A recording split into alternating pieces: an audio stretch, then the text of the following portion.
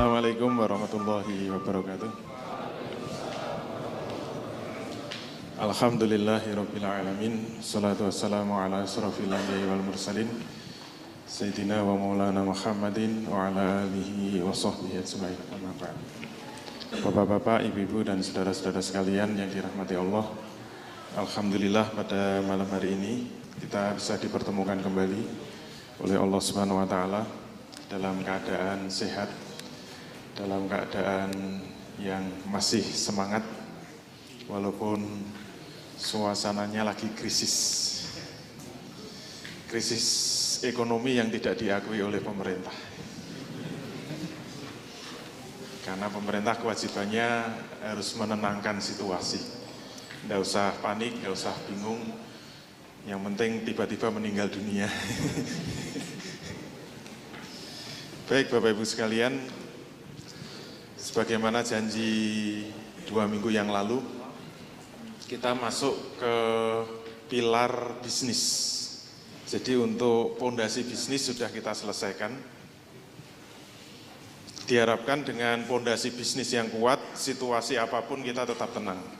Tenang bukan karena sekedar himbauan, tapi tenang muncul dari keyakinan yang paling dalam, dari pondasi yang benar-benar kuat. Kalau kita bisnis tidak punya pondasi yang kuat, mudah gelisah, mudah galau, mudah panik, dan kegalauan itu membuat akal pikiran kita itu menjadi tidak jernih. Dan biasanya kalau pikiran tidak jernih itu tidak muncul ide-ide yang kreatif. Saya kalau ngisi materi juga begitu. Kalau kelihatan materinya, kalau saya menyampaikan mungkin kelihatan sangat kaku, sangat keluh, itu pikiran saya lagi galau. Tapi kalau meluncur dengan deras, dengan lancar, memberikan contoh-contoh dengan mudah, itu berarti hati saya lagi cerah ceria.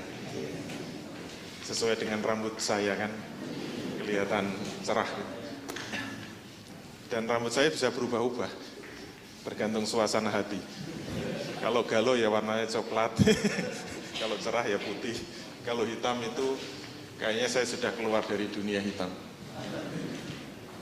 Baik, sekarang kita masuk pilar yang kedua, pilar bisnis yang kedua, tapi pertemuan yang ke-20. Kita mulai pembicaraan tentang standar perbuatan manusia. Ini wajah-wajah kita ya, macam-macam. Kita mulai dari yang pembicaraan yang paling mendasar. Bisnis itu bagian dari perbuatan. Bisnis itu termasuk amal, bisnis itu termasuk perbuatan. Maka kita harus memahami filosofi dari perbuatan manusia. Mungkin nyambungnya gimana, kayaknya aneh ya. Tetapi seluruh perbuatan manusia ini kita bahas, maka pembahasan bisnis insya Allah juga akan masuk. Jangan sampai ketika kita sudah melakukan tindakan-tindakan bisnis, amal-amal bisnis, tetapi filosofi perbuatan bisnis atau amal bisnis itu belum ketangkep sama sekali. Baik, kita mulai.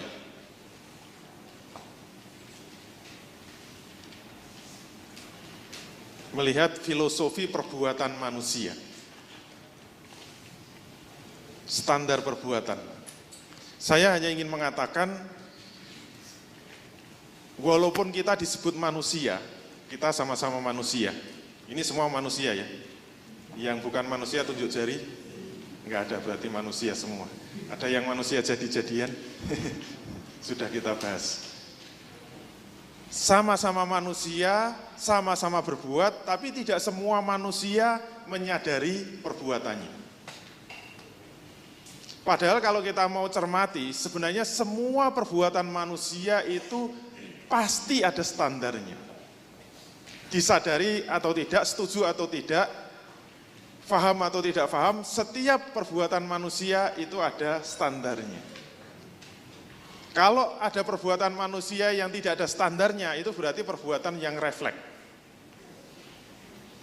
Mulai yang sederhana saja ya. Misalnya kita minum itu perbuatan. Kita jual beli, itu perbuatan. Kita nempeleng orang, perbuatan. Kita jalan, perbuatan. Bapak Ibu sekalian datang ke sini, itu juga perbuatan.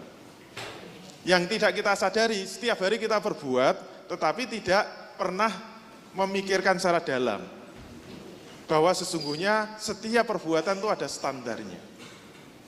Nah, yang disebut standar perbuatan itu apa? Kita lihat. Yang disebut standar perbuatan itu dorongan manusia berbuat, kenapa dia melakukan itu dan kenapa dia tidak mau melakukan itu. Contoh yang mudah, Anda disodori minuman. Sudah dapat minuman semua? Kemudian Anda meminumnya, berarti ini ada perbuatan. Kayaknya sepele ya, minum air kemasan. Sebenarnya yang disebut standar perbuatan itu apa? Kenapa Anda disodori minuman itu kok mau meminumnya? Kemudian disodori minuman yang kedua, yaitu apa? Oplosan misalnya. Minuman oplosan, minuman keras. Biasanya minuman keras campurannya apa saja gitu. Oh, yang bisa nyebut ketoknya agak pengalaman. Kalau saya nggak tahu oplosan campurannya apa. Ada baygonnya, dicampur, mungkin ada spiritusnya. Pokoknya kalau nggak mati itu berarti hebat betul itu perutnya. Kita dikasih minuman keras, suruh minum, padahal kita sangat haus. Kemudian kita tidak mau minum. Pertanyaan besarnya, kenapa disodori air putih mau minum, disodori air minuman keras tidak mau minum? Yang disebut standar perbuatan itu adalah kenapa Anda mau minum atau kenapa Anda tidak mau minum. Itu yang disebut standar perbuatan. Hanya saja standar perbuatan nanti kita lihat ternyata manusia itu memiliki banyak sekali standar perbuatan. Termasuk mungkin yang datang ke sini diberi undangan. Mau nggak ikut IBC, Islamic Business Coaching, di JPN, Kamis malam. Mau ikut? Mau. Kemudian berangkat datang ke sini. Tapi ada temannya yang disodori, mau nggak ikut JPN? Nggak mau. Kayaknya itu sepele kan, mau datang. Yang satu tidak mau datang. Nah, yang kita bahas malam hari ini, kenapa orang itu mau melakukan perbuatan itu, dan mengapa manusia tidak mau melakukan perbuatan itu. Apa yang mendorong dan apa yang mencegah. Itu yang disebut standar perbuatan. Oke? Sekarang pertanyaannya, kira-kira apa yang mendorong manusia melakukan perbuatan dan kira-kira apa yang membuat manusia tidak mau melakukan perbuatan? Ada yang berpendapat manusia mau melakukan perbuatan itu karena dorongan suka kepada kebebasan. Dan kenapa manusia tidak mau melakukan perbuatan? Karena tidak suka dengan aturan, tidak suka terikat dengan aturan. Contoh yang gampang misalnya anak kos. Ada yang masih kos? Kayaknya tampang-tampang kos-kosan semua. Maksudnya juragan kos. Enak ya juragan kos. Gak usah kerja, tinggal manen aja gitu. Dulu bude saya itu juga suaminya sudah meninggal, sudah menjadi janda, enggak kerja. Tapi kaya raya gitu. Saya tanya, karena itu bude dari istri saya. Bude kok enak tiap hari di rumah tapi duitnya banyak. Oh, saya punya sawah. Sawahnya mana? Itu di belakang kos-kosan. Ternyata dia nyebut kos-kosan itu sawah. Tiap bulan tinggal panen. Tinggal mengalihkan itu berapa kamar itu. Kalau nggak bayar gimana? Ya sudah, kuncinya diambil. Enak ya, juragan kos. Sekarang pertanyaannya, kalau kita kos, Anda senang diberi kebebasan oleh ibu kosnya atau senang diikat dengan aturan? Diikat dengan aturan misalnya jam 9 harus sudah tidur. Wah, tinggal sebentar lagi. Pokoknya lewat jam 9 nggak boleh melek. Kemudian bangun harus jam 4 pagi. Pokoknya sampai jam 4 pagi nggak bangun, guyur air gitu. Itu aturan pertama. Aturan kedua, kalau mau kos di sini tidak boleh nyetel lagu sembarangan. Harus lagu-lagu wajib. Bangun pagi Indonesia Raya. Nanti jam 7 Garuda Pancasila gitu. Jam 9 Maju Tak Gentar. Membela yang bayar. Terus gambar-gambar nggak boleh masang sembarangan. Harus gambar presiden dan wakilnya gitu. Tengahnya Garuda Pancasila. Nggak boleh yang lain. Dan setiap masuk harus hormat dulu. Masuk kamarnya. Senang nggak kalau kita di kos-kosan diatur-atur seperti itu? Ataukah kita senang bebas? Kita mau tidur jam berapa ya silahkan, kita mau bangun jam berapa silahkan, kita mau nyetel lagu apa saja silahkan, mau dangdutan silahkan, mau ngerok silahkan, mau pop silahkan, mau keroncong silahkan, mau keroncongan juga silahkan. Mau masang gambar apa saja ya silahkan, mau pakai baju, mau telanjang ya silahkan, mau fotonya sendiri, apa foto temennya, atau foto tikus-tikus mau dipasang ya nggak apa-apa, terserah. Kira-kira milih mana? Suka yang bebas atau suka diatur-atur? Milih mana? Kalau suka teratur, mulai 2 minggu yang akan datang, seluruh peserta IBC tidak boleh pakai baju sembarangan, harus pakai seragam, atas putih bawah hitam. Setuju? Atau suka bebas? Umumnya manusia suka kepada kebebasan dan tidak suka dengan aturan. Betul nggak? Pokoknya diatur-atur nggak suka, mahasiswa diatur-atur nggak suka. Saya ngajar di IAIN, judulnya aja keren ya, Institut Agama Islam Negeri. Keren kan? Pernah saya umumkan, kalau kuliah saya yang putri nggak boleh pakai celana panjang. Apalagi full press body, harus longgar gitu. Wah, besoknya nggak ada yang masuk. Nggak ada yang mau itu. Maunya apa? Ya pokoknya bebas gitu. Kecuali kalau hampara, benar-benar nggak boleh. Harus pakai jilbab. Tahu jilbab ya? Jilbab itu pakaian yang longgar, terusan dari leher sampai nutup kaki. Itu yang disebut jilbab. Yang atasnya apa? Khumur. Bukan jilbab, khumur, jamaknya khimar. Pakaian wanita itu 2, yang atas khumur, menutup sampai dada. Nah, yang dipakai dari leher sampai bawah itu jilbab, longgar, tidak tembus pandang. Itu yang disebut jilbab. Jadi kalau pakai kerudung tapi pakai celana panjang, belum pakai jilbab. Baru pakai khumur. Khimar ya, mufradnya. Jadi kesimpulannya apa? Manusia tidak suka diatur dan manusia suka bebas. Benarkah demikian? Jawabnya apa? Salah, salah. Ternyata bukan itu yang mendorong manusia berbuat dan bukan itu yang membuat manusia tidak mau berbuat. Artinya apa? Ada yang lebih dalam lagi. Kenapa? Ternyata kalau Anda mau jadi anak kos, silahkan Anda di kos-kosan sebebas-bebasnya. Boleh tidur kapan saja, boleh bangun kapan saja, boleh makan apa saja, boleh nyanyi apa saja, boleh masang gambar apa saja. Apakah Anda akan benar-benar suka kepada kebebasan terus? Misalnya saja Anda boleh tidur kapan saja. Mau tidur jam berapa? Mungkin nanti jam 12 tidur. Bangun, azan subuh masih ngantuk, tidur lagi. Dibangunkan marah. Jam 8 belum bangun, masih tidur lagi. Jam 9 masih tidur lagi. Jam 12 masih tidur lagi. Jam 3 sore masih tidur lagi. Teruskan, silahkan. Nanti jam 8 Isya baru bangun. Kira-kira badannya rasanya gimana? mesti badan malah jadi panas, kemudian mungkin menjadi makan jadi tidak enak, mau gerak apa saja nggak enak gitu.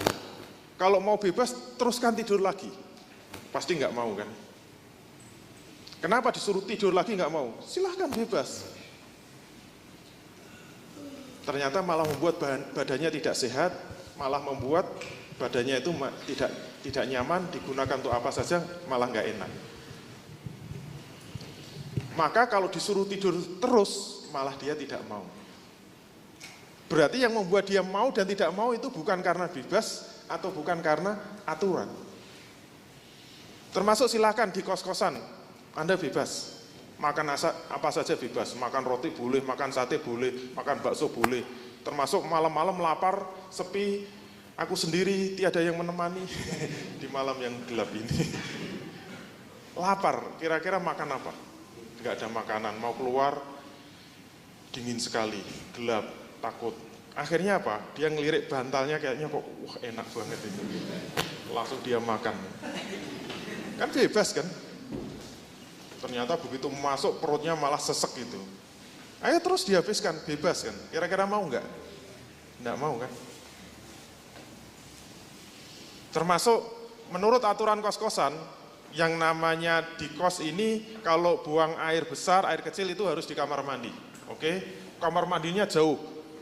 Apalagi kosnya tingkat harus ke bawah. Gelap, dingin. Aturannya begitu. Mau ikut aturan nggak? Enggak, saya bebas. Ya silahkan. Malam-malam perutnya sakit. Mau buang air nggak mau ke bawah. Ya silahkan mojok gitu. Wah, langsung pipis di situ, buang air besar situ, lega kan, bebas gitu. Kira-kira bisa tidur nggak? Malah tersiksa kan, baunya menyiksa gitu. Silahkan bebas, besoknya pasti tidak mau mengulangi lagi. Silahkan diteruskan, nggak mau, kenapa? Merasakan dampak buruknya. Kesimpulannya apa? Ternyata yang lebih berpengaruh terhadap perbuatan manusia itu bukan karena suka bebas atau suka terikat. Yang lebih berpengaruh itu apa? Ternyata yang menjadi landasan perbuatan manusia itu pengetahuan atau pemahaman terhadap dampak perbuatan. Artinya apa? Jika manusia tahu dampak dari perbuatan yang dilakukan, saya yakin nggak usah diatur-atur, nggak usah dicegah-cegah, atau nggak usah didorong-dorong, maka dia akan dengan sukarela melakukan. Kalau memang dampaknya dia tahu itu baik atau dampaknya buruk, maka kalau dia tahu itu baik, dia dengan sukarela akan melakukan perbuatan. Kalau dia itu tahu dampaknya buruk, maka dia akan dengan sukarela meninggalkan. Ternyata itu yang lebih mendalam dari perbuatan manusia. Yaitu apa? Pengetahuan atau pemahaman terhadap dampak perbuatan.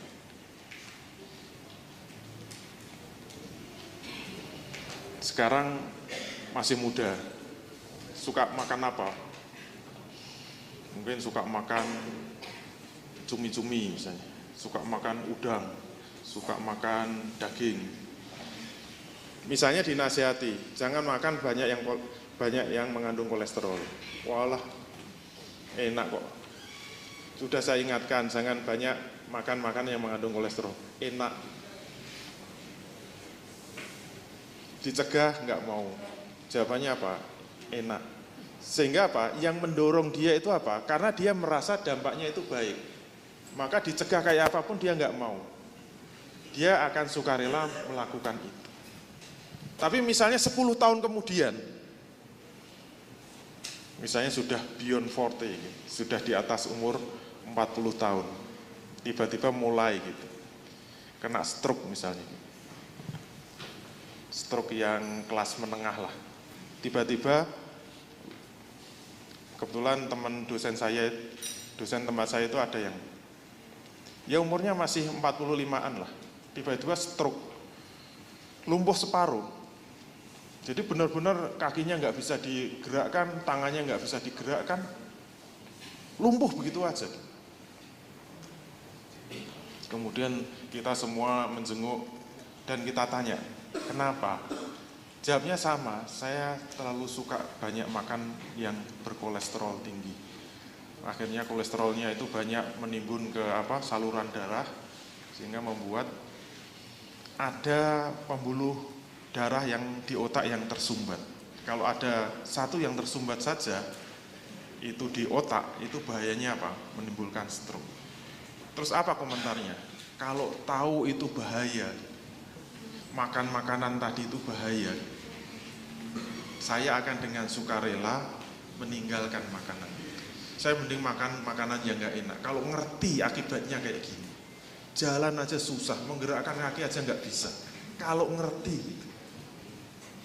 Artinya apa? Kalau tahu dampaknya akan buruk, maka dengan sukarela meninggalkan. Gak usah dicegah-cegah, gak usah dilarang-larang. Iya enggak? Kalau manusia tahu dampaknya akan buruk, pasti dia akan dengan sukarela meninggalkan. Nah, yang jadi masalah apa? Yang jadi masalah ternyata dampak perbuatan manusia itu terbagi menjadi 3 kemungkinan. Kemungkinan pertama, time responnya atau dampaknya itu jangka pendek. Tapi ada yang jangka panjang, tapi ada yang jangka panjang sekali, yaitu di akhirat. Yang jadi masalah itu.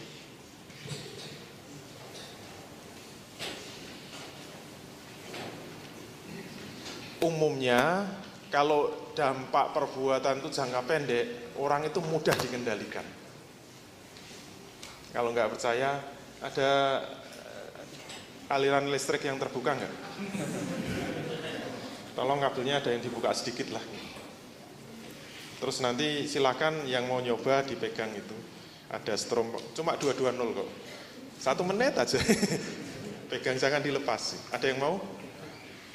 Nanti tak bayar. Per menit 100.000. Mau? Dibayar loh. Tapi jangan dilepas, 1 menit aja. Kenapa nggak mau? Karena time responnya sangat pendek. Kalau orang tahu dampaknya, dampak buruknya itu sangat pendek, dipaksa kayak apapun, diiming-iming kayak apapun, dia nggak akan mau melakukan perbuatan itu. Kenapa? Dampak yang ditimbulkan itu sangat pendek. Beda dengan dampak yang panjang. Dampak panjang itu mungkin butuh 10 tahun, butuh 20 tahun, butuh 100 tahun. Mungkin ikut IBC, diomongi.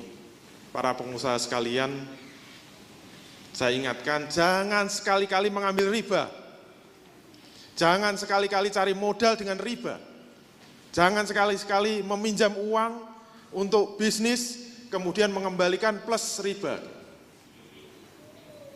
Tapi nggak diomongin cuma gitu, alah nuruti orang itu, padune rantai modal, utang ning bank ditolak terus. Nggak akan diperhatikan. Sudah dinasihati berkali-kali, nggak peduli. Ini dampaknya buruk, iya buruk bagi kamu, tapi tidak bagi saya. Kenapa dia tetap melakukan? Karena dia menganggap itu dampaknya akan baik. Jangka pendek dirasakan baik, dapat utangan 1 miliar, bisnis jalan. Kemarin saya ngisi di Surabaya, mungkin sudah pernah saya ceritakan minggu lalu. Sama dengan kasusnya Ibu, masih datang Ibu, alhamdulillah dari Kulon Progo, yang kemarin sempat saya singgung. Punya bisnis sudah jalan bagus, lancar, tiba-tiba diiming-imingi dengan utang. Kemudian ngambil utang. Gara-gara utang di bank, kemudian jalan mulai. Istilah teman saya yang kemarin mungkin saya singgung, dia mengatakan, yang sudah ngerasakan ya, kalau yang belum ya nggak usah coba-coba. Kalau Anda itu utang dengan skim bunga yang tetap, itu sebenarnya seperti memelihara binatang buas. Dia mengistilahkan kalau Anda utang ke bank itu seperti memelihara macan. Pernah melihara macan? Coba aja. Anda kalau punya macan, apalagi kecil, itu lucu kan, kayak kucing tapi gede gitu. Itu akan lucu, Anda ajak main-main tuh mesti menyenangkan.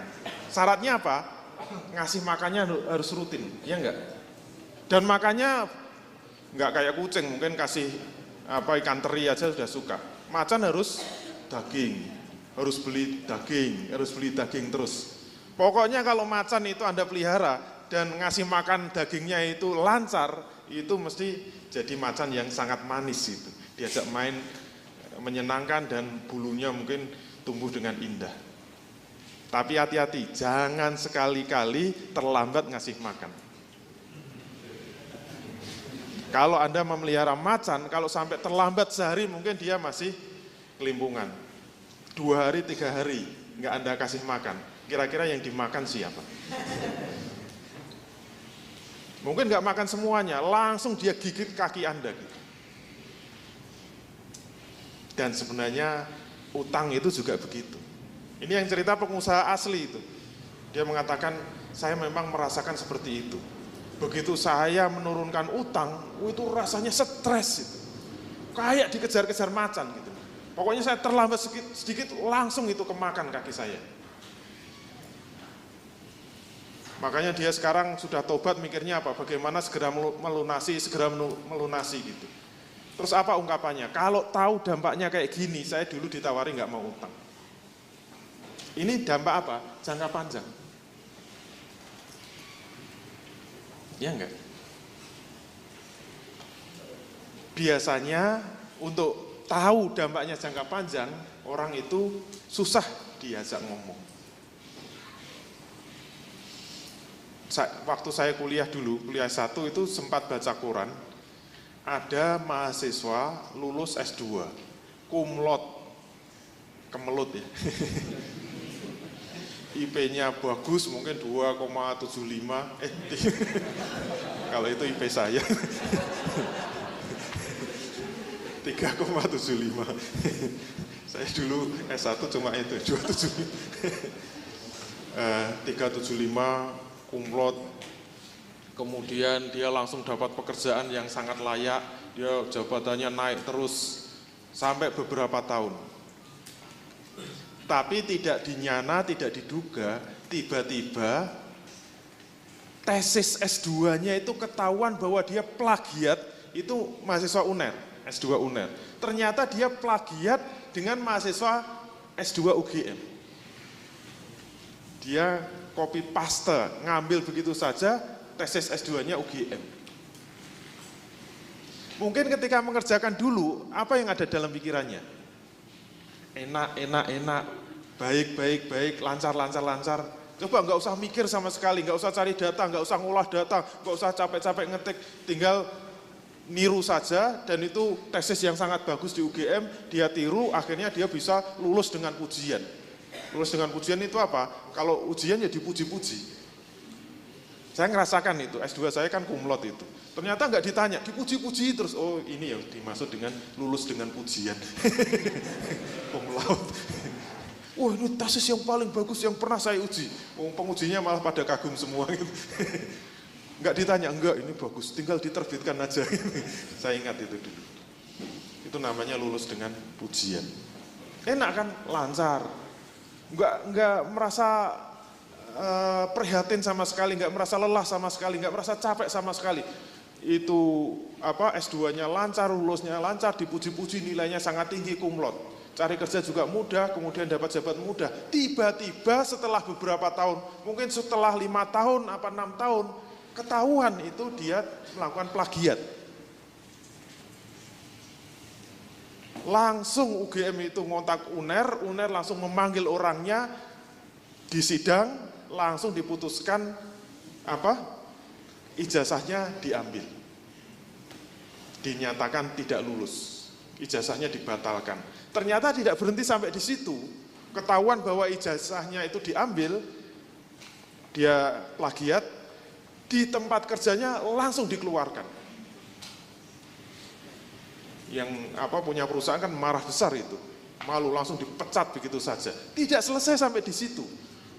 Ternyata beritanya masuk koran, tersebar di seluruh Indonesia. Akhirnya apa? Keluarganya menanggung malu. Di kampungnya dia itu menjadi bahan olok-olokan tetangganya, sehingga dia nggak kuat lagi tinggal di situ, harus pindah dari rumah situ. Nggak sampai di situ, anak-anaknya juga kena getahnya. Di sekolah diolok oleh temannya, harus pindah dari sekolah. Orang tua kehilangan pekerjaan, kehilangan tempat tinggal, kehilangan sekolah. Dia kemana-mana sudah sangat sulit. Saya yakin begitu dia mengalami itu, apa yang terpikir? Seandainya saya tahu dampaknya buruk seperti itu, saya disuruh seperti apa saja saya nggak mau.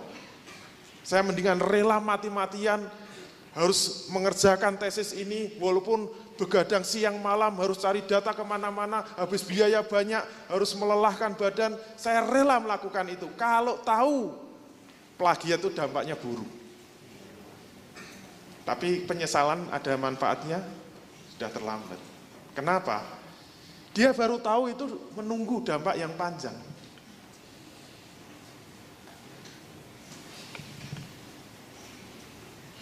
Dampak jangka pendeknya apa? Rasanya enak semua, lancar semua. Itu dampak jangka pendeknya. Tapi jangka panjangnya baru ketahuan berikutnya. Apalagi jangka panjang sekali. Misalnya kita hari ini mau membahas tentang riba ya. Sayangnya kalau saya melototi televisi, dengarkan radio, baca koran, semua sudah gaduh, semua sudah gelisah tentang krisis ekonomi yang menimpa Indonesia. Karena rupiah menembus 14.000. Saya nunggu apakah ada pakar ekonomi Islam yang diwawancarai. Enggak muncul sama sekali. Semua solusi itu konvensional. Padahal kalau kita sudah ngerti ekonomi Islam, apapun yang diomongkan oleh pakar-pakar ekonomi konvensional enggak menyelesaikan masalah. Kenapa? Enggak sampai kepada akar permasalahannya. Sebenarnya kalau mau disederhanakan, diringkes saja itu, semua krisis ini penyebabnya apa? Mudah saja, tidak akan lepas dari satu pelanggaran, yaitu apa? Pelanggaran riba. Bahasa Quran memang sederhana ya. Saya dulu pernah membuat jurnal itu dari Al-Baqarah 275. Bahasa Quran cuma mengatakan allazina ya'kuluna riba la yakumuna illa kama yakumul ladzi yatakhabbathu syaitanu minal mas. Saya memahami ayat ini itu ayat krisis. Allazina ya'kuluna riba, orang-orang yang makan riba, la yakumuna, tidak dapat berdiri. Illa kama yakumul ladzi yatakhabbathu syaitanu minal mas. Melainkan seperti berdirinya orang yang kerasukan setan lantaran menderita penyakit jiwa. Layakumuna itu maknanya apa? Dalam bahasa ekonomi itu mengalami kegoncangan ekonomi. Sehingga seperti berdiri itu nggak bisa. Mengalami kegoncangan yang luar biasa. Penyebabnya apa? Zalika fi annahum qalu innamal bai'u mithlu riba. Hal itu disebabkan karena mereka mengatakan bahwa jual beli sama dengan riba. Wa akhalallahul bai'a wa harrama riba. Allah telah menghalalkan jual beli dan mengharamkan riba. Simpel kan Quran? Kalau itu dilanggar menimbulkan kegoncangan yang luar biasa. Maka ancamannya kan enggak main-main. Faman ja'ahu ma'idzatum mir rabbih fantaha falahu ma salaf wa amruhu ilallah. Barang siapa yang sudah tahu larangan dari Tuhannya kemudian mau berhenti dari mengambil riba, maka baginya yang sudah lampau urusannya terserah Allah. Maksudnya apa? Dimaafkan oleh Allah. Kalau dulu nggak ngerti, kemudian sekarang ngerti, berhenti, maka yang sudah lampau insya Allah dimaafkan oleh Allah. Nah penutupnya ini yang berkali-kali saya sampaikan, waman ada, barang siapa yang mengulangi mengambil riba padahal sudah tahu itu dilarang, faulaika ashabun nar, mereka itulah penghuni-penghuni neraka, hum fiha khalidun, dan mereka akan kekal di dalam. Itu ancaman yang nggak main-main. Melanggar riba bisa menimbulkan masuk neraka selama-lamanya. Walaupun dulu sudah saya jelaskan ada dua kemungkinan kan. Bisa benar-benar selama-lamanya, bisa sangat lama. Syaratnya apa? Sikap terhadap riba. Apakah dia menolak, dia mengulang karena menolak hukum riba itu haram, atau dia mengulang-ulang karena kepepet gitu loh. Kalau dia menolak hukum riba itu haram, dia bisa masuk neraka selama-lamanya. Menolak satu hukum yang qat'i bisa jatuh kafir. Tapi kalau ngulang-ulang, sudah ngerti riba haram kok masih ngulang, ya itu ya namanya juga kepepet. Itu insya Allah tidak selama-lamanya. Jadi cuma lama banget itu. Hum fiha khalidun dimaknai mubalagh, sangat lama. Ya mungkin bermiliar-miliar tahun. Itu dampak jangka panjang sekali di akhirat. Kalau di dunia mungkin akan menimbulkan kegoncangan ekonomi. Pokoknya selama riba itu tidak dihapuskan, nanti fluktuasi ekonomi akan berulang terus. Mungkin nanti 2016 selesai. Trennya itu semakin pendek. Dulu krisis itu 20 tahunan. Tiap 20 tahun mesti timbul krisis. Namanya cycle bisnis kan naik turun terus. Istilah ekonominya ekonomi mengalami gelombang konjungtur gitu. Mesti ada fase dia mengalami naik, fase turun. Kalau sudah turun itu krisis, nanti akan naik lagi terus. Cuma jangka waktunya naik turunnya dulu 20 tahunan, kemudian memendek 10 tahunan, kemudian memendek 5 tahunan. Coba amati, terakhir yang sempat kita alami itu 97-98. Itu krisis besar meledak. Tiba-tiba muncul 2008, berarti 10 tahun kan? Berarti dari 20 tahun menjadi 10 tahun. Tiba-tiba krisis lagi 2013 kemarin. Itu menjadi 5 tahun kan? Tiba-tiba 2015 krisis lagi, tinggal 2 tahun. Makin pendek kan? Kalau selesai nanti akan jatuh lagi. Dan itu akan terus-menerus karena sudah dinas oleh Allah bahwa itu akan selalu terjadi kegoncangan ekonomi. Kenapa? Sumbernya tidak pernah dihapuskan. Dan manusia tidak bisa diomongi. Kenapa? Karena dia tidak bisa melihat dampak langsungnya jangka pendek. Ngertinya apa? Pokoknya kalau dia itu nerima utang ya sudah enak gitu. Daripada nggak ada modal masuk, bisnisnya semakin sesek. Rasanya kalau diguyur modal itu seger gitu. Itu jangka pendek sekali itu. Padahal itu mematikan. Tetapi yang tidak pernah disadari apa? Nanti yang paling mengerikan itu jangka panjang sekali. Karena dulu sudah pernah saya singgung minggu kemarin ya. Siksa yang paling ringan itu apa? Ada sahabat yang tanya, siksa yang paling ringan itu seperti apa? Ya Rasul, dia tanya kepada Rasul. Ternyata siksa yang paling ringan itu cuma diberi 2 titik api neraka. Dalam riwayat lain diberi 2 sandal neraka. Disuruh menginjak 2 titik neraka, dia akan merasakan panasnya, merambat ke atas sampai mendidih otaknya. Pelekutuk-pelekutuk itu. Itu siksa yang paling ringan. Dia akan teriak-teriak, dia akan meraung-raung, seakan-akan dia orang yang paling menderita seluruh neraka. Padahal yang paling ringan. Terus yang berat kayak apa?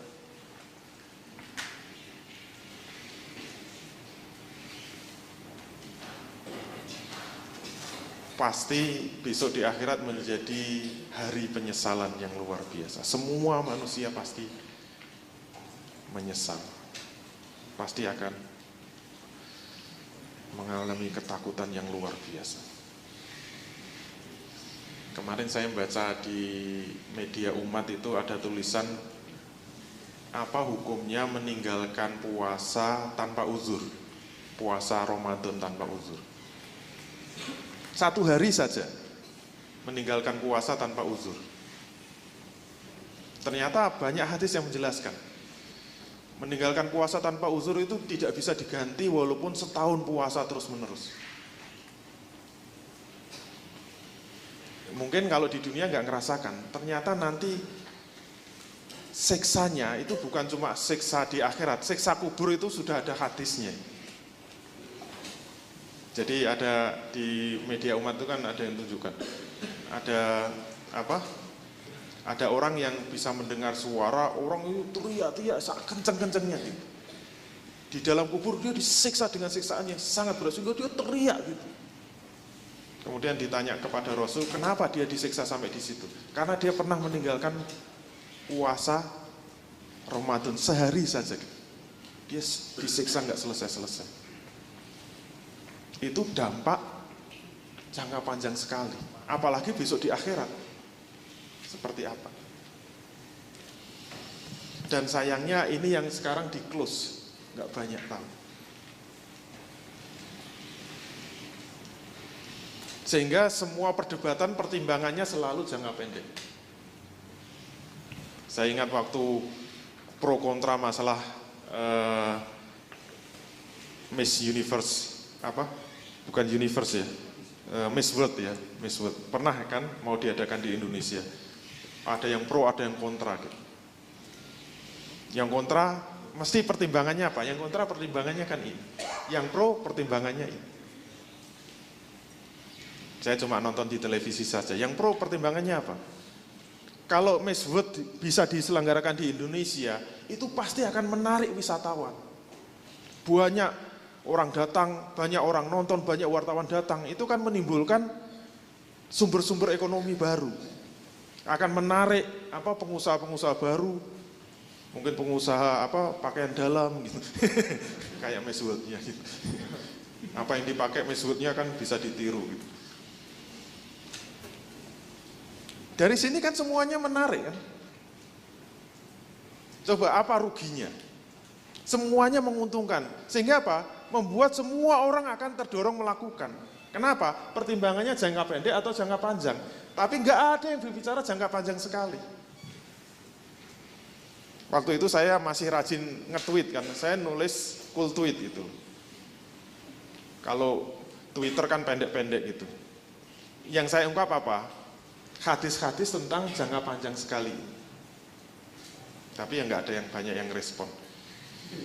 Saya memang tidak secara langsung komentari Miss World, tetapi bagaimana siksa besok di neraka orang yang menontonkan auratnya. Bagaimana siksa wanita yang mempertontonkan rambutnya. Bagaimana siksa wanita yang berpakaian ketat kemudian berlenggak-lenggok di depan umum. Mohon maaf kan hadisnya banyak ya. Ada yang digantung di neraka pakai rambutnya. Kemudian itu kan kebanyakan hadis cerita Rasul setelah Isra Mi'raj kan. Ketika Rasul Isra Mi'raj itu kan ditunjukkan bagaimana isi neraka, bagaimana isi surga. Kemudian setelah turun dia ketemu anaknya Fatimah, kemudian ceritakan sambil menangis memeluk anaknya, ya Fatimah ya kurang lebih besok isi neraka itu kebanyakan wanita. Mohon maaf ya Bu, karena cuma sedikit yang ikut iblis. Gak ada hubungan. Kemudian menceritakan bagaimana siksa-siksanya gitu. Ada yang wanita, mohon maaf, digantung rambutnya. Kenapa? Karena dulu suka mempertontonkan rambut. Kan sepele saja, sekarang itu apa sih ruginya gitu. Mempertontonkan rambut, malah menarik kan daripada ditutupi kayak gini itu. Menipu kan namanya gitu. Saya dulu tertipu juga itu. Saya kan naksir calon istri saya gitu. Itu adik kelas saya gitu. Saya kira dulu adik kelas saya itu saya kira dulu cantik. Karena pakai kerudung gitu. Ternyata tertipu. Ngertinya apa? Setelah menikah kan. Begitu pengantin baru kan sudah dibuka. Ya mesti kecewa kan. Dulu saya kira cantik pakai kerudung. Menipu itu ternyata. Makanya harus hati-hati. Begitu dibuka ternyata saya kira cantik, ternyata enggak. Ternyata sangat cantik.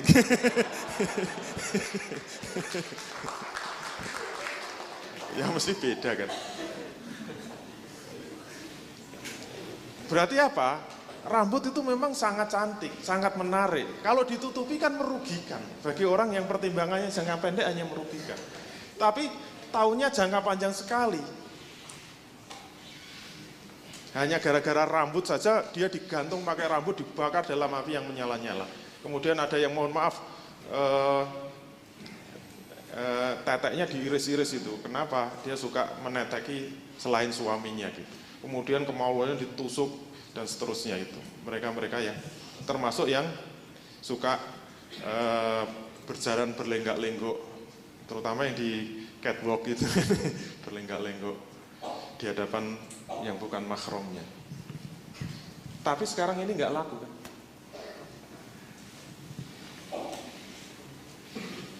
Padahal seharusnya inilah yang harus diingatkan terus.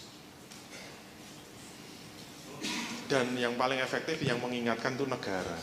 Kalau negaranya nggak mau mengingatkan ya sudah, suruh bertahan sendiri itu imannya sih kuat ya, tapi imronnya itu yang nggak kuat, kata Sri Mulat. Oleh karena itu, yang menjadi problem manusia itu apa? Kebutuhan manusia itu bagaimana kita bisa mendapatkan pengetahuan tentang dampak perbuatan yang pasti baik bagi dirinya. Pasti dalam arti apa? Pasti dalam arti jangka pendek, pasti jangka panjang, dan pasti jangka panjang sekali. Terutama pelaku bisnis. Saya yakin kalau kita itu mau melangkahkan bisnis, kita mau melangkah dalam bisnis, itu mesti diliputi dengan kegalauan, diliputi dengan kegelisahan. Nanti bisnis saya ini prospek atau tidak, menguntungkan atau tidak, kira-kira akan menjadi berkembang atau tidak, itu mesti bingung. Kenapa? Kita berbicara ekspektasi, berbicara masa depan, itu bingung. Kalau ada pengetahuan yang bisa menunjukkan, kalau Anda bisnis seperti ini, itu dampaknya akan bagus, jangka pendek bagus, jangka panjang bagus, jangka panjang sekali bagus. Ini mesti diburu manusia. Kalau ada pengetahuan yang bisa menunjukkan dampak dari perbuatan ini bagus jangka pendek, bagus jangka panjang sekali, pasti akan dikejar manusia. Sehingga pertanyaannya, sebenarnya manusia bisa nggak menetapkan standar perbuatan yang bisa memberikan kepastian dampak dari yang dia lakukan. Jangka pendek bagus, jangka panjang bagus, jangka panjang sekali itu bagus. Kalau ada, harusnya itu yang mengikat perbuatan kita, termasuk langkah-langkah bisnis kita. Sudahlah, yang lain mau melangkah kayak apapun, mau bisnis dengan cara apapun, saya nggak peduli. Yang penting saya yakin dengan langkah saya. Biar orang mentertawakan saya, tapi saya yakin dengan seyakin-yakin, ini pasti baik jangka pendek, pasti baik jangka panjang, pasti baik jangka panjang sekali. Tenang kita melangkah. Itu yang dibutuhkan manusia. Jangan sampai kayaknya jangka pendek itu bagus, menarik, hasilnya melimpah, tahu-tahu hancur dalam jangka panjang. Apalagi nanti remuk dalam jangka panjang sekali, disiksa dalam api neraka yang menyalanya. Inilah yang kita butuhkan. Nah, Bapak Ibu sekalian, sebelum kita mencari yang pasti, kita cari yang tidak pasti dulu. Umumnya manusia, ini manusia ya, dia menggunakan standar perbuatan itu memakai apa saja. Survei membuktikan, ini hasil penelitian saya, kalau nggak percaya silakan diteliti sendiri, ada 6 kotak kosong. Itu yang merupakan standar perbuatan yang biasanya digunakan manusia, yang umumnya dipakai manusia. Yang pertama apa? Manusia mengandalkan pengamatan indera. Dengan kekuatan inderanya, dia bisa memastikan ini akan baik jangka pendek, ini akan baik jangka panjang, dan ini akan baik jangka panjang sekali. Nomor 2, ternyata dengan indera saja tidak cukup. Nomor 2, dia mengandalkan naluri atau perasaan. Ternyata tidak hanya itu, dia mengandalkan yang ketiga apa? Predikat perbuatan. Seperti apa nanti kita lihat. Yang keempat, dia mengandalkan pendapat banyak orang. Yang kelima, dia mengandalkan adat istiadat. Yang kelima, mengandalkan undang-undang. Yang keenam, ini yang biasa dipakai manusia. Kita lihat satu-satu. Yang disebut pengamatan indera itu apa? Wah, dia sudah pakai alat yang modern. Jangan dilihat sukunya, tapi alat yang digunakan. Pengamatan indera. Manusia dengan kemampuan inderanya itu bisa memahami fakta yang dihadapinya. Misalnya apa?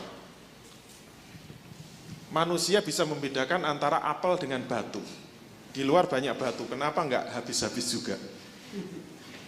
Nggak ada yang makan. Tapi coba kalau di depan banyak apel, cepat habis kan? Kenapa manusia suka apel dan kenapa manusia tidak suka batu? Apa yang diandalkan? Indera manusia. Dengan inderanya manusia tahu makan apel menyehatkan, dengan inderanya manusia juga tahu makan batu itu meremukkan. Merusak tubuh. Berarti manusia memiliki kemampuan indera untuk bisa membedakan baik dan buruk. Pengetahuan inilah yang menjadi landasan bagi manusia untuk melakukan atau tidak melakukan. Mulai anak tumbuh itu sebenarnya kemampuan yang diasah pertama kali itu kemampuan inderanya. Kalau enggak, mesti dia ngawur. Anak kecil kalau lihat api mesti pengennya pegang. Dicegah nangis. Kalau nangis biarin aja. Biarin aja pegang. Kalau tahu panas disodorin lari dia. Kenapa? Dia sudah punya pengamatan indera. Apalagi kemudian manusia dibantu dengan teknologi, ilmu pengetahuan dan teknologi. Kekuatan inderanya menjadi semakin maju.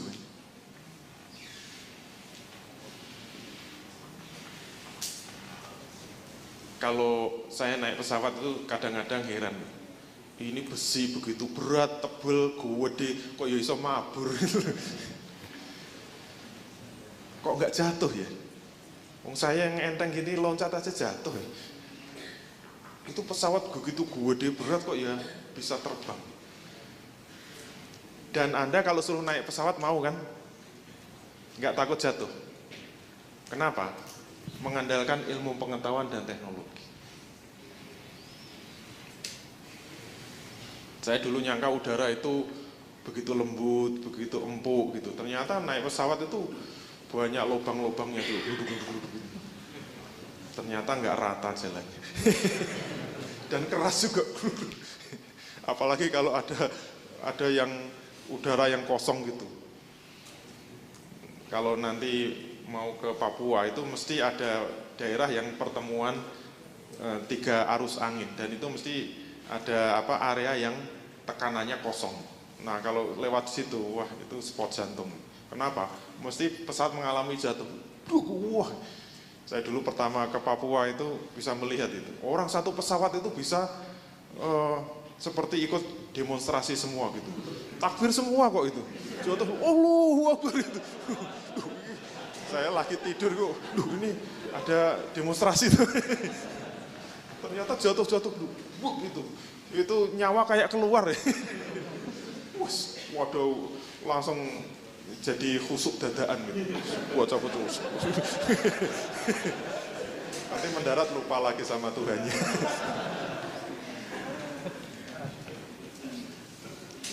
Kenapa dibantu pengetahuan dan teknologi? Nah, pertanyaannya apakah dengan memahami fakta saja ini cukup? Ternyata tidak, belum cukup. Harus ditambah yang kedua. Nah, yang kedua apa? Yang kedua ternyata manusia mengandalkan perasaan atau nalurinya. Jadi banyak perbuatan manusia yang faktanya tidak bisa diindera. Kalau apel kan bisa dijilat gitu, bisa dilus-lus, itu kekuatan indera. Tapi kayak jujur. Jujur itu baik apa buruk sih? Saya jujur, baik apa buruk? Dijilat dulu. Wah, Anda jujur. Kenapa? Rasanya manis. Kan nggak bisa gitu. Tapi dengan perasaan orang itu bisa mengatakan, jujur itu baik, santun baik, keras jelek, lembut baik, memuji itu baik, mencela itu jelek, bohong itu jelek. Kenapa? Bukan mengandalkan indera, tapi mengandalkan perasaan atau naluri. Nah, ini contoh-contohnya ini.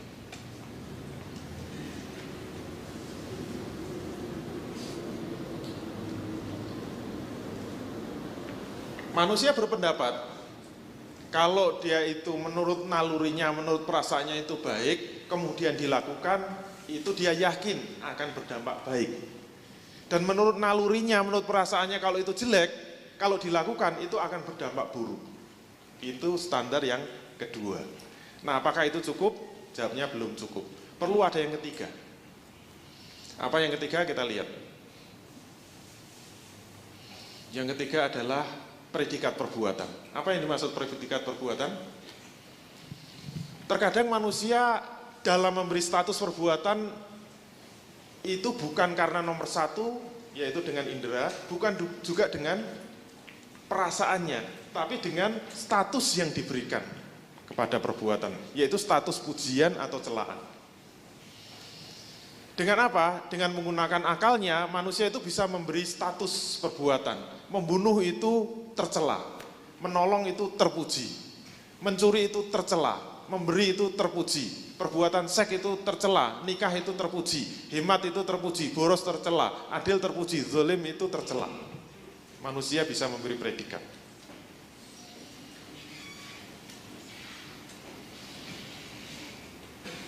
Nanti kita bahas. Benarkah membunuh itu tercela? Jawabnya apa? Membunuh itu sebenarnya menghabisi nyawa seseorang kan. Apakah menusuk dengan pisau atau membakar atau menggantung, itu namanya membunuh kan.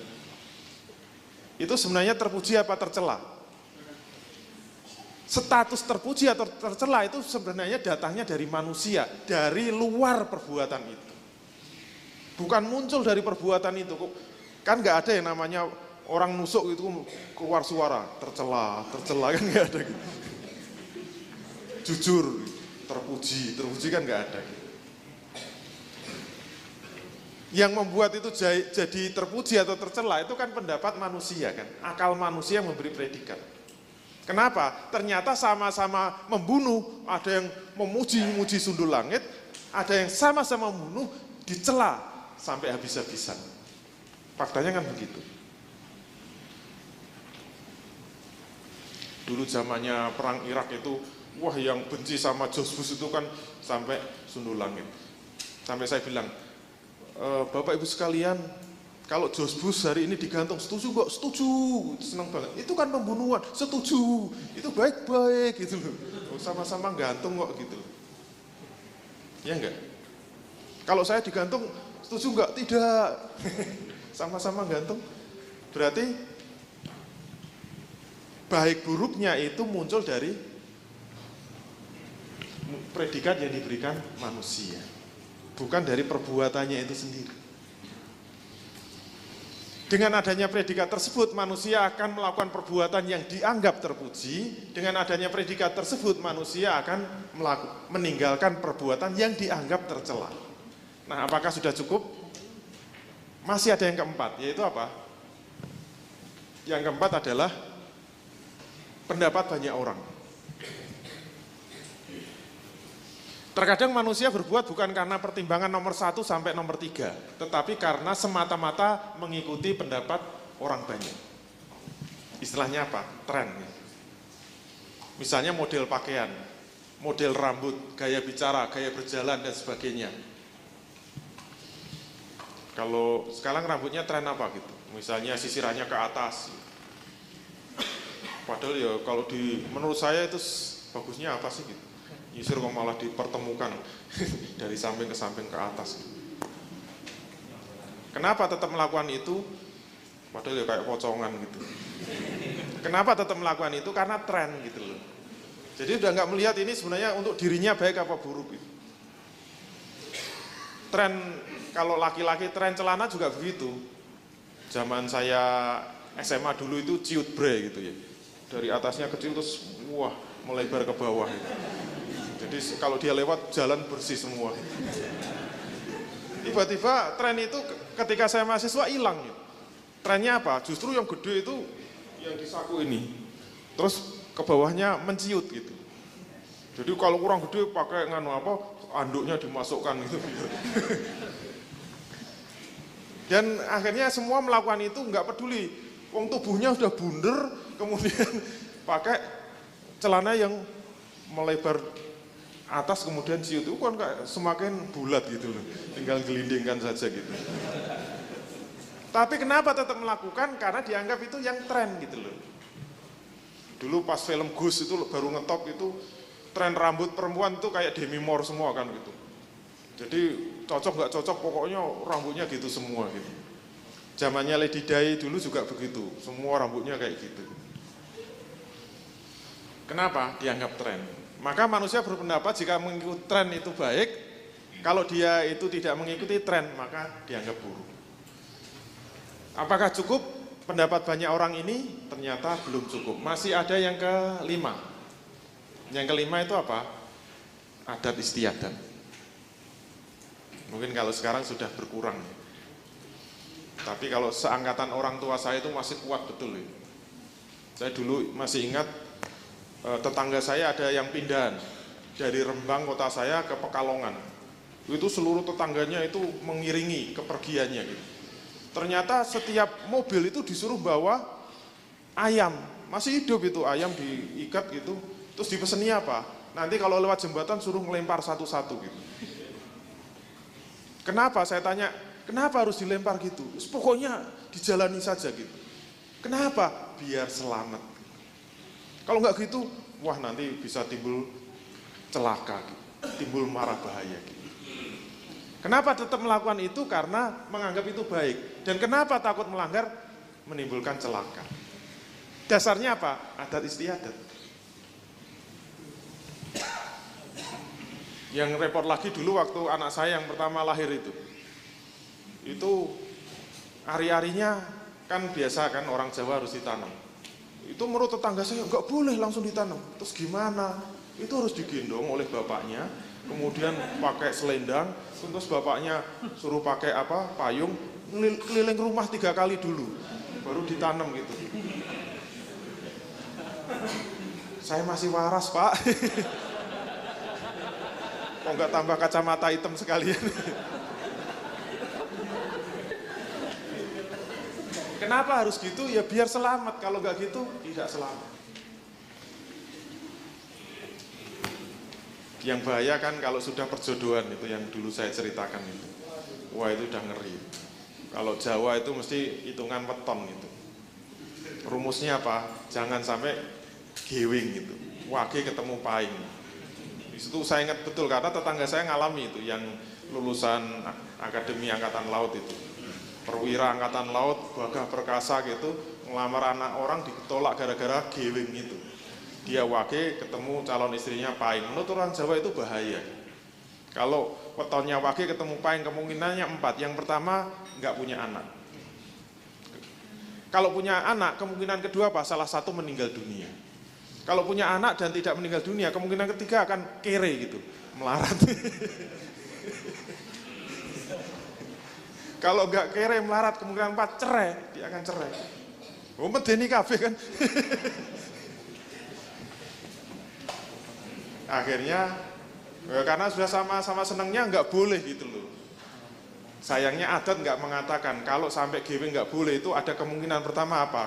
Jadi gendeng gitu kan. Padahal bener begitu nggak boleh langsung gila itu yang perwiranya itu. Jadi gila akhirnya dikeluarkan dari Angkatan Laut. Kasihan kan? Gara-gara apa? Mengikuti adat. Nah, gilanya komandan kan mengerikan gitu. Saya pernah lewat dibentak itu. Barisnya yang bagus. Coba lewat bentar. Perwira gendeng yang bahaya. Misalnya menentukan hari pernikahan. Dulu tetangga saya juga hampir saja nggak jadi itu. Hanya gara-gara apa?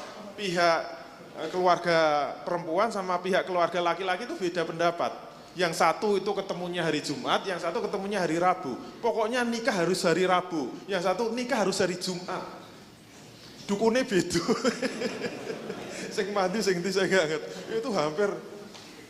Ya untungnya minta tolong saya. Hari pernikahan yang baik itu apa? Yang sama-sama senggangnya, sama-sama luangnya, sama-sama bisanya.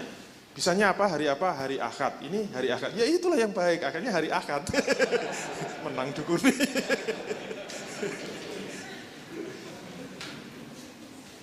Manusia berpendapat jika mengikuti agat akan selamat, kalau melanggar akan celaka.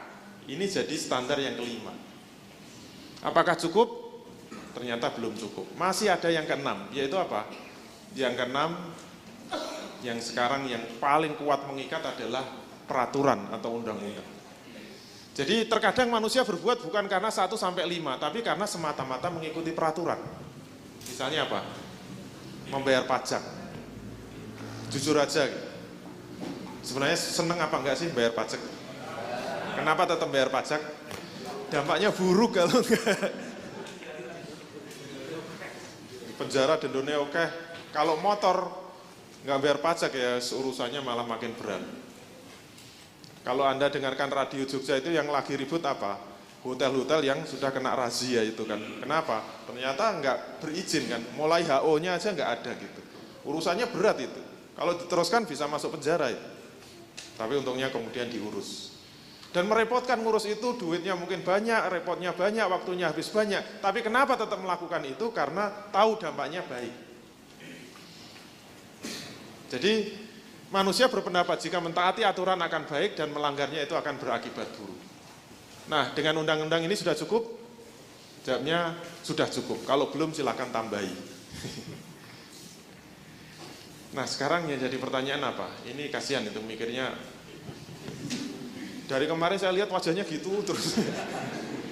Bingung dia itu. Apakah standar pembuatan manusia ini bisa memberikan kepastian kepada manusia? Pasti dalam arti apa? Yang pertama, pasti berdampak baik untuk jangka pendek. Yang kedua, pasti berdampak baik untuk jangka panjang. Dan yang ketiga, pasti berdampak baik untuk jangka panjang sekali. 6 tadi bisa memberi kepastian enggak? Nah, kalau adik saya udah keluar, udah ketahuan. Nah, bagaimana cara memberi penilaian terhadap standar perbuatan manusia yang bersifat pasti? Jangan kemana-mana, ikuti segmen berikutnya. Semoga bermanfaat. Wassalamualaikum warahmatullahi wabarakatuh. Terima kasih, Anda telah menyaksikan tayangan persembahan Pengusaha Rindu Syariah. Silakan hadiri acara-acara yang kami buat seperti Islamic Business Coaching, di mana kita dapat mempelajari kerangka berbisnis Islam, kemudian Islamic Business Sharing, di mana kita bisa belajar kepada pengusaha yang telah menerapkan bisnis syariah, Fikih Bisnis Islam, di mana kita bisa bertanya dan memecahkan permasalahan-permasalahan bisnis kontemporer, dan Muslimpreneur Power Camp, di mana kita akan termotivasi untuk menjadi pejuang syariah dalam berwirausaha.